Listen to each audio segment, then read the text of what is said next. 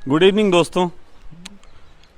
ये कोरोना के ऊपर मैं आज कई दिनों बाद बोलने बैठा हूँ, तो उसमें ये बताने के लिए कि कोरोना का भविष्य क्या होने जा रहा है। आखिर कोरोना समाप्त, लेकिन अगर कोरोना की समाप्ति के बारे में हमको जानना है तो हमको कोरोना के आरंभ के बारे में थोड़ा समझना पड़ेगा। छोटे छोटे तरीके से बहुत लोगों ने आपको समझाया है, मैंने भी बहुत कुछ कहा है, लेकिन वक्त इस चीज़ का है कि शॉर्ट में आपको बताऊं कि कोरोना का अतीत क्या था और भविष्य क्या होगा। सबसे पहले कोरोना जिन लोगों ने रचा है, जिसके जो रचयिता है, मैं नाम लेता चलूँगा, तो उन लोगों को, कुछ लोगों की इसकी ज़रूरत थी इसको फैलाने के लिए, इसको करने के लिए। तो नंबर 1 1 2 2 सबसे पहले वो व्यक्ति हैं रॉथचाइल्ड, जो रॉथचाइल्ड परिवार है, जिसके बारे में मैं कई बार बात करता रहता हूँ। तो रॉथचाइल्ड परिवार को इसको फैलाने के लिए ज़रूरत थी, उसको ज़रूरत थी विश्व बैंक की, WHO की, उसके बाद सबसे नंबर 1 पे चीन की, फिर अमेरिका की, दुनिया के बहुत से देशों के नेताओं की, साथ साथ मीडिया की, और एक वायरस की जिसका नाम है कोरोना। तो इतनी सारी चीज़ों को इकट्ठा किया गया। क्यों इकट्ठा किया गया वो भी जान लीजिए, और कैसे काम करना था। अगर विश्व बैंक और WHO उनके पास ना होते तो उनके पास ये कहने के लिए कि हमें किसकी माननी है, सरकारों के पास ये रास्ते नहीं थे कि वो कह पाती कि हमें किसकी माननी है, तो इसलिए विश्व बैंक और WHO था। विश्व बैंक भी थोड़ा साइलेंट मूड में है, असल में WHO सामने रखा गया। साथ साथ अगर कोरोना की वजह से लॉकडाउन की तरफ लोगों को लेके जाना था, तो लॉकडाउन तब तक संभव नहीं था जब तक चीन जैसा कोई देश, चीन एकमात्र ऐसा देश है कि जो इतने लंबे समय तक के लिए लॉकडाउन कर सकता था और जहां पब्लिक कुछ विरोध नहीं करती, और एग्जाम्पल सेट हो जाता कि चीन ने लॉकडाउन किया और हमें वहां से करना पड़ेगा। अमेरिका के पास भी इतनी ताकत नहीं है कि वो लॉकडाउन करते और सब उनकी पहले मान लेते, इसलिए चीन की ज़रूरत थी। तो चीन को उसमें शामिल किया गया। चीन को जो शामिल किया गया तो उसमें चीन को कुछ लालच दिए गए थे, लेकिन वो लालच पहले समझ लें, बाद में पता लगेगा चीन के साथ सुलूक क्या होने वाला था। सबसे पहले चीन को एक लालच दिया गया था। वो लालच ये था कि रॉथचाइल्ड का सबसे बड़ा गुंडा है अमेरिका। पहले अभी तक वो पूरी दुनिया पे कब्जा करने के लिए अमेरिका का काम कर रहे हैं। एक गुंडा चाहिए होता है हर आदमी को, तो अमेरिका गुंडागर्दी दिखाता था। लेकिन फिर चीन जो था थोड़ा बढ़ने लगा और चीन कुछ बातें करने लगा अमेरिका को भी आंख दिखाने के लिए। तो वो लोग चुपके से बात गए और उन्होंने चीन से कहा, यार बात सुनो, हमें एक छोटा सा काम है तुमसे कि इस तरीके से एक वायरस का फैलाओ और उस वायरस के फैलने पे तुमको थोड़ा बेनिफिट होगा। चीन बोला ओके ओके, और वो सब एक डील के तहत हुआ कि अब मेरे गुंडे का काम तुम करोगे। चीन को भी लगा अच्छा हम ये करना चाहिए, तो चीन ने हामी भर दी और इस तरीके से वहाँ एक वायरस का निर्माण होता है, जो वायरस जो है फैलाया जाता है। फिर चीन उसको लॉकडाउन खेलता है, पूरी दुनिया के पास एक मैसेज क्रिएट होता है और फिर पूरी दुनिया वो लॉकडाउन खेलने की तरफ WHO के कहे पे बढ़ देती है। WHO के कहे पे बढ़ती है तो WHO क्यों कहेगा? क्योंकि वो तो पपेट है, वो तो सीधी सी एक संस्था है, उसमें लोग बैठे हैं 5-7, वो पपेट हैं और वो बढ़ने के लिए कह देंगे। तो वो पूरे दुनिया को कहते हैं कि तुम्हें ये मानना पड़ेगा। और क्योंकि WHO की संस्था जो है वो जब कोई बात कहती है तो पूरी दुनिया के नेताओं को गंभीरता से सुननी पड़ती है, वरना लोन नहीं मिलता, और लोन मिलने से नेताओं को फ़ायदा होता है, उनकी थोड़ी मलाई बढ़ती है उसमें। तो वो मलाई बांटने के लिए फिर नेताओं से कहा गया कि भाई तुम्हें इसमें सहयोग करना है, ये मलाई खानी है और इसमें तुम।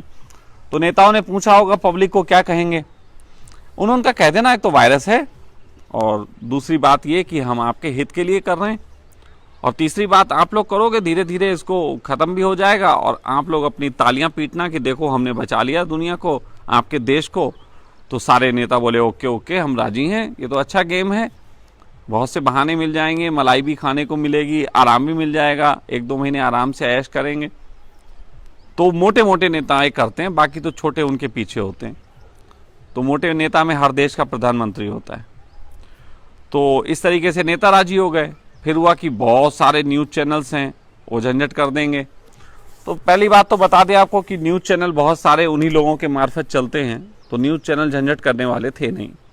लेकिन फिर भी न्यूज़ चैनल से कहा गया कि तुमको बहुत बड़ा है और वो बेनिफिट ये होगा कि पैसा तुम्हारा बहुत कमाओगे, क्योंकि न्यूज़ चैनल सब देखेंगे और कुछ करने का बचेगा नहीं। फिर न्यूज़ चैनल देखो, सारी फिल्में बंद हो जाएंगी, नहीं बनना, सारे सब बंद हो जाएंगे, इंटरटेनमेंट तुम ही बचोगे, तो कर लेना इंटरटेनमेंट, पैसा कमाना खूब।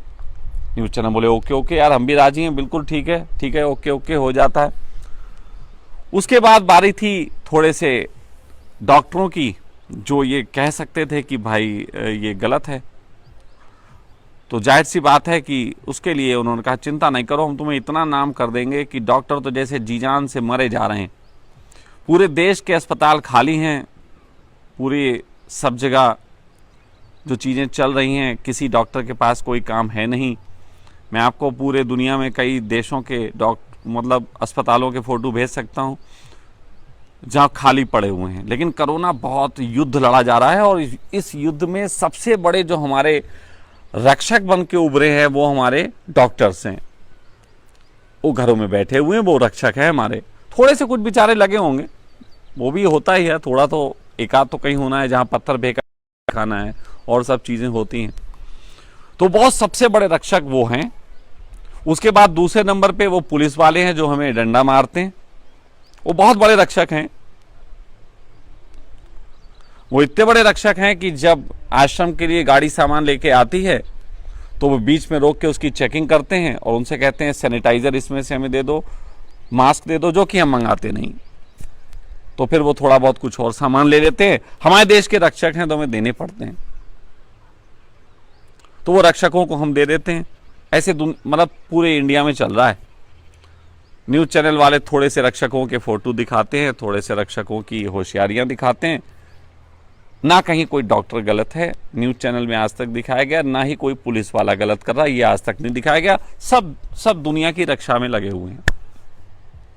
तो ये पूरा खेल चला जाता है।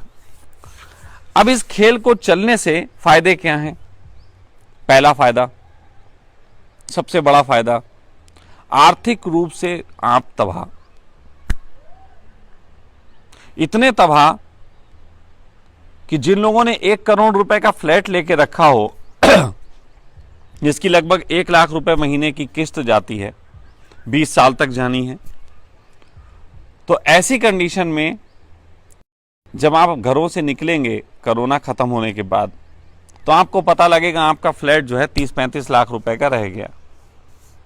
30-35 लाख रुपए के फ्लैट पे 1 लाख रुपए महीने की किस्त आप नहीं देना चाहेंगे, और जाहिर सी बात है लगभग 15-20 लाख रुपए आप पहले दे चुके होंगे। गजब। फिर हालत होगी भागो, बेच के भागो, छोड़ के भागो तो सब बैंक करप्ट हो जाएंगे। बैंकों के पास बढ़िया वाला एकदम मामला होने वाला है। हजारों फ्लैट्स जो हैं लोग छोड़ के उसमें दे देंगे कि हम किस्त नहीं दे सकते। और बैंकों को संरक्षण तो सरकार देती है, आप सबको पता है कितना अच्छा संरक्षण देती है। उनके यहाँ कोई लूट के भाग जाता है पैसा तो पब्लिक को लाइन में खड़ा किया जाता है। पे ये है कि सरकार फिर 60,000 70,000 करोड़ रुपया जो लोग लेके भाग गए हैं वो माफ कर देती है, अपने खाते से उनको दे देती है। तो ये सब हो जाता है। तो पहला तो आर्थिक तबाही होने वाली।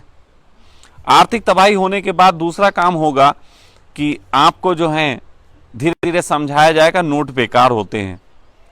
और नोट बेकार होते हैं इसलिए क्योंकि नोट फैलता है, और नोटों से ही नहीं फैलता, आपके कार्ड से भी फैल सकता है, ये सब फैल सकता है। तो अभी भी दुनिया में जैसे भारत देश में लगभग 20 लाख करोड़ रुपया कैश मार्केट में है, 20 लाख करोड़, और अगर पूरी दुनिया का अंदाजा लगा लें तो कम से कम कुछ नहीं तो 1 करोड़ रुपया कैश के रूप में पब्लिक के पास है।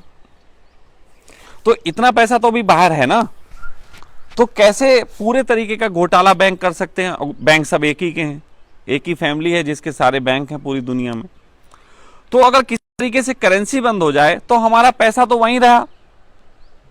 हमने मान लिया एक डिजिटल करेंसी गई, उसने हमें दे दिया, उसके पास डिजिटल करेंसी पहुंच गई, पैसा सब रखा हुआ है, चूतियापे का सारा खेल सब मार्केट में खेलते रहो, किसी को कोई लेना देना नहीं, कोई पूछने वाला नहीं। बैंक तो बन गए।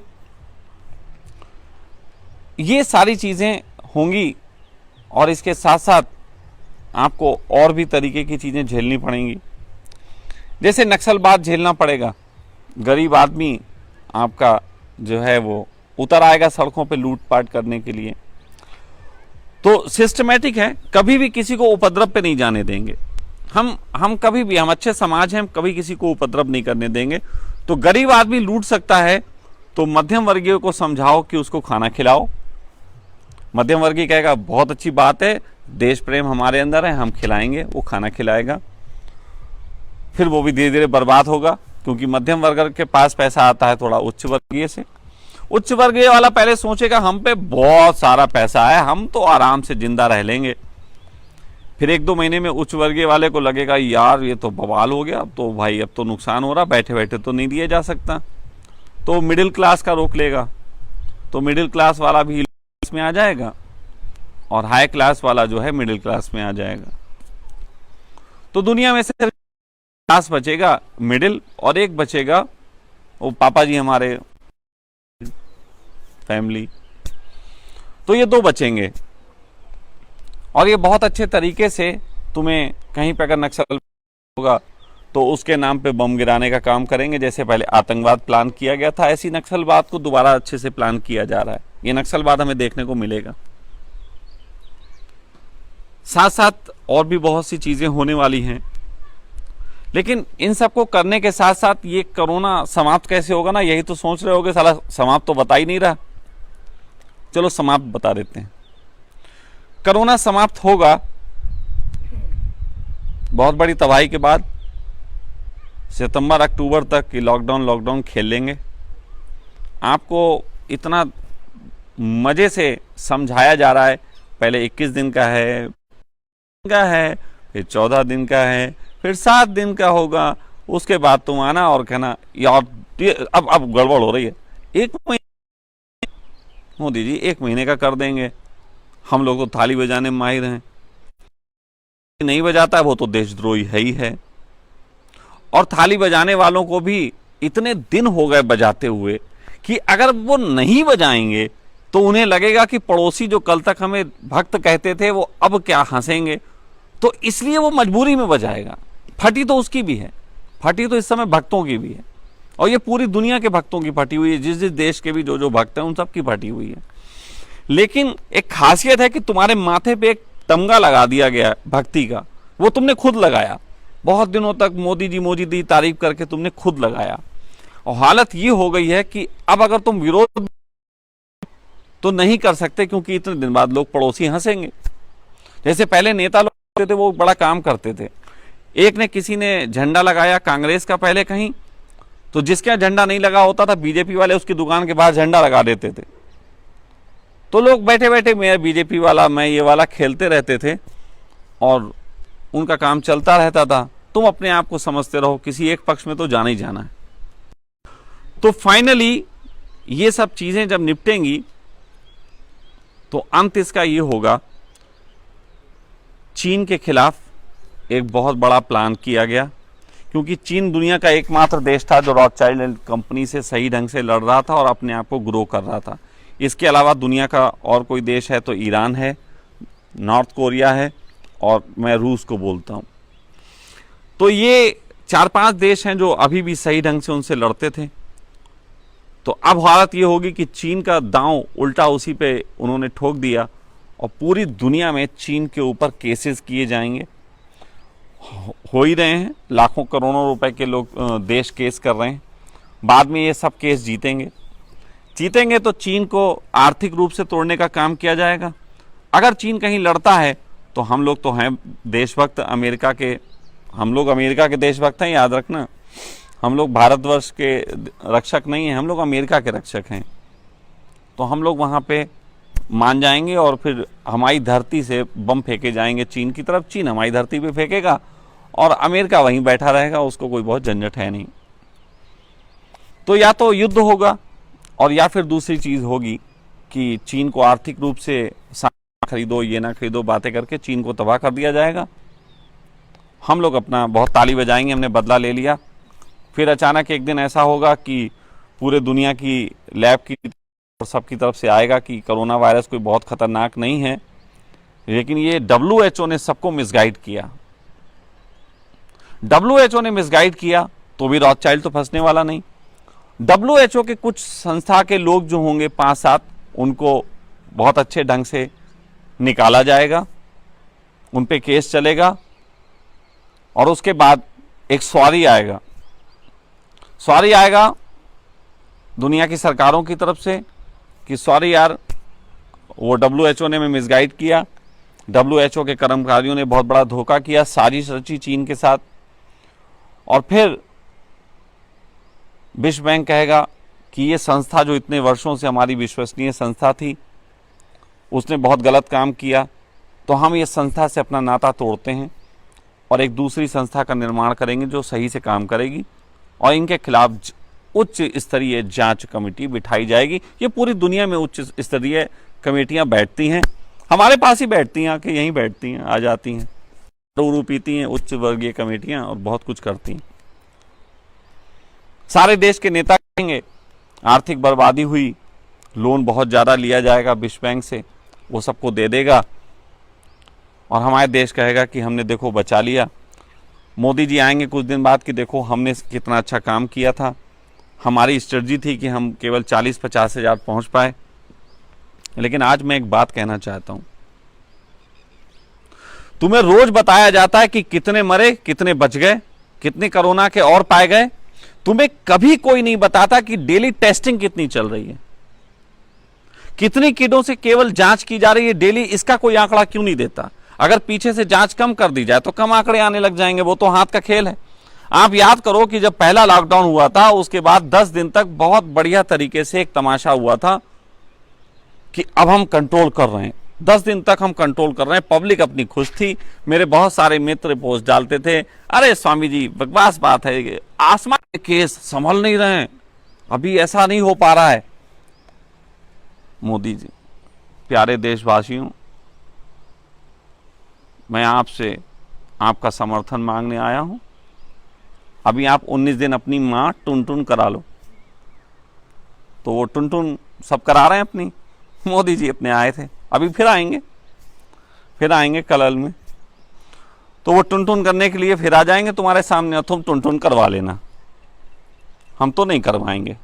क्योंकि हो अगर टुन तो मोदी की हो, मोदी की मां टुन।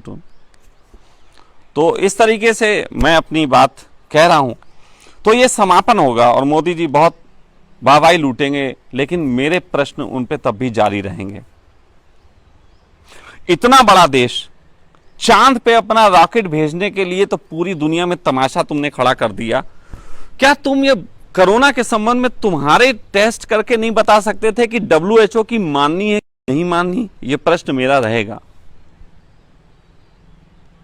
दूसरा ये प्रश्न रहेगा कि ये किडों की जो बात की जा रही है, जो किट बिल्कुल नॉर्मल पहले से है, ये कोई नया निर्माण नहीं किया गया कि कोरोना टेस्ट किट ये अभी कोई निर्माण हुआ, पुरानी है और ये कोई भी देश बहुत तेजी से बना सकता था, तो हमारे देश ने क्यों नहीं बनाई?